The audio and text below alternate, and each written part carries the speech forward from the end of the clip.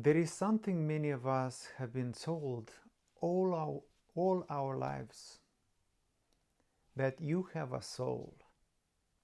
But I want to invite you to consider something far deeper. You don't have a soul, because that will imply that you are something other than the soul. But you are not the one who has a soul. You are the soul, eternal, conscious, living, and spiritual. And what you have is a body. And yet, look how we live. We say we are the body. We act like we are the body. We measure our worth by its shape, its beauty, its pleasure, its achievements. We organize our lives around cravings, its fatigue, and its comfort. We build our career to feed their body. We entertain ourselves to distract their body. We invest in appearance while the soul starves silently within. And I ask myself, why? Why do we care so deeply for their body, yet so little for the spirit that animates it? Why do we chase the temporary and neglect the eternal? We are so busy feeding their body that we've forgotten how to nourish the soul. And here is the paradox. The more you satisfy their body, the weaker the soul becomes. Not because pleasure is wrong, but because obsession with the temporary binds us to the eternal. And over time, we start to lose something subtle. We lose our power of will, our inner discipline, our enthusiasm, our joy, and our purpose. We become dispirited.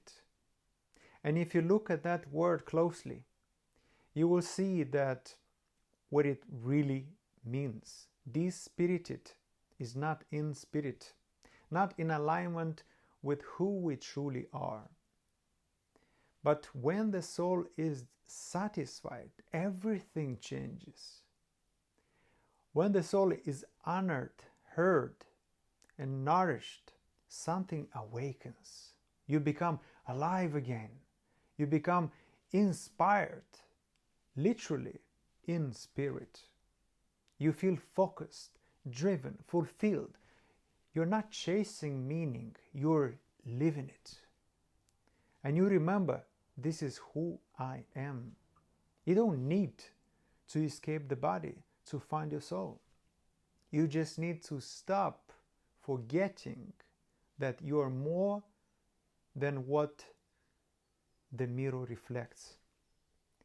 Some say you can sell your soul, but think about it. You can't sell your soul because you don't own a soul.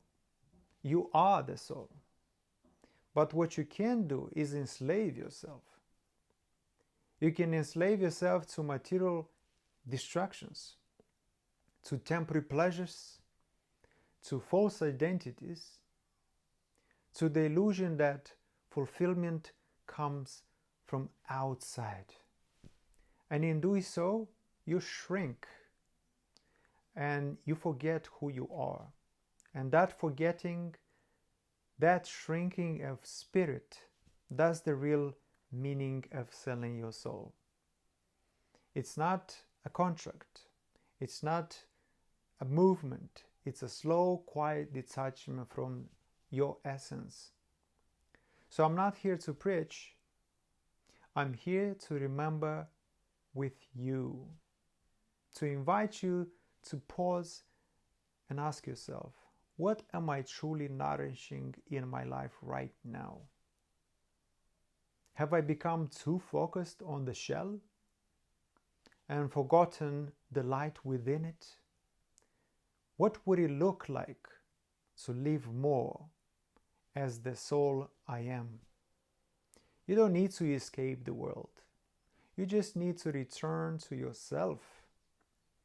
You are the soul, eternal, full of purpose, full of light, and it's time to remember. Let's talk about this. Let's reflect together, because remembering who we are, that changes everything. Thank you.